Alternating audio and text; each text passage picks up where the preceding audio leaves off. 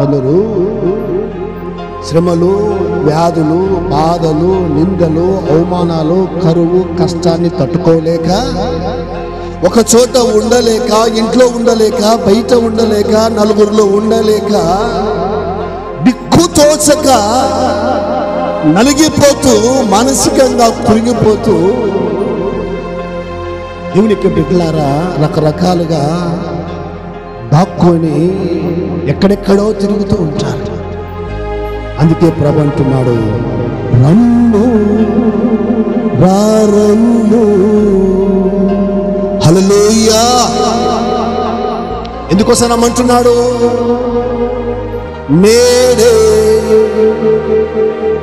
శుభోదయం. హల్లెలూయా. నేడు రక్షణ దినం, నేడే శుభోదయం. నీకు దీవించే గడియ, నిన్ను ఆశీర్వదించేటువంటి గడియ ఈ దినమున, ఈ గడియ, ఈ క్షణము, ఈ పరిశుద్ధ దినము, ఈ ఆదివారపు దినము, ఈ ఆశీర్వాద యొక్క దినము, ఈ పునరుత్థానపు యొక్క దినము. నీవు దేవునితో ఉండకుండా, మందిరములో ఉండకుండా ఎక్కడుంటున్నావు?